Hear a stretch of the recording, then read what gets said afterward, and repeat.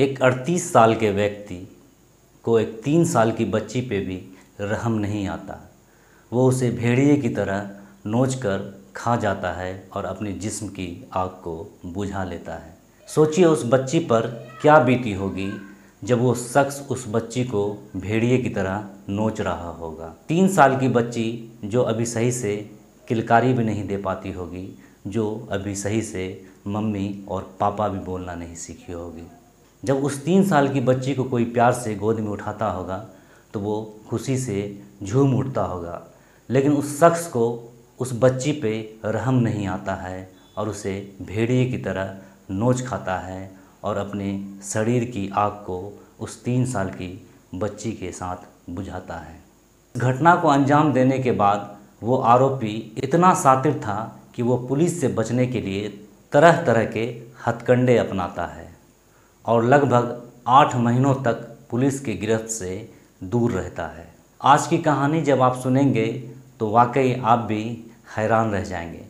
आदाब, नमस्कार, मैं हूं आपका दोस्त जुनैद अनवर। आज की जो सच्ची घटना सुनाने जा रहा हूं, ये सच्ची घटना है हरियाणा के गुड़गांव की। इस परिवार में लगभग 4 सदस्य थे। बच्ची की दादी, उसके पिता, माँ और वो बच्ची। 12 जनवरी 2023 को बच्चे के पिता हमेशा की तरह अपने काम पर चले गए। कुछ ही देर बाद बच्ची की दादी, जिसे कुछ ज़रूरत पड़ने पर वो भी घर से बाहर निकल गई। बच्ची की माँ थी और बच्ची थी, लेकिन बच्ची की माँ अपने घर के काम में बिजी थी, व्यस्त थी, इसलिए उसकी नज़र बच्चे पर नहीं थी।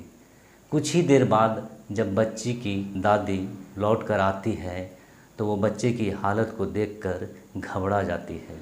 दरअसल बच्चे के शरीर से खून निकल रहा था, ब्लीडिंग हो रहा था। ये देखकर बच्चे की दादी को ये समझ नहीं आ रहा था कि आखिर बच्चे के शरीर से खून क्यों निकल रहा है। लेकिन जब बच्ची को लेकर उसकी दादी डॉक्टर के पास पहुंचती है तो डॉक्टर कहते हैं कि उस बच्ची के साथ किसी ने रेप किया है। ये सुनकर बच्ची की दादी घबरा जाती है और सोचने पर मजबूर हो जाती है कि आखिर इस बच्ची के साथ किसने ऐसी घटना को अंजाम दिया है। लेकिन जब बच्ची की हालत कुछ ठीक हो जाती है तो बच्ची को लेकर बच्ची की दादी और उसके पिता दोनों गुड़गांव थाने पहुंचते हैं। अब सवाल ये था कि बच्ची की दादी और बच्ची के पिता आखिर किसके ऊपर केस करे, इस केस में किसका नाम दे। उसे तो ये भी नहीं पता था कि आखिर इस बच्ची के साथ इतनी क्रूर घटना को किसने अंजाम दिया है। आखिरकार पुलिस वाले पॉक्सो एक्ट के तहत किसी अज्ञात पर मुकदमा दर्ज कर लेते हैं। अब पुलिस के सामने भी सबसे बड़ा चैलेंज ये था कि आखिर उस बच्ची के गुनहगार को कैसे ढूंढ के निकाला जाए। पुलिस लगातार इस केस में जांच करती है।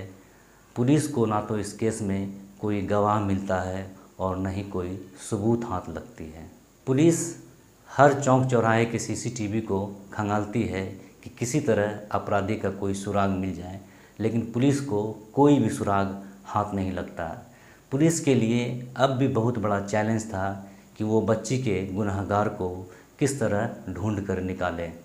पुलिस इस केस में लगातार 8 महीने तक जांच करती है। पुलिस खुफिया विभाग के सहारे आखिरकार बच्ची के गुनहगार के पास पहुंच ही जाती है।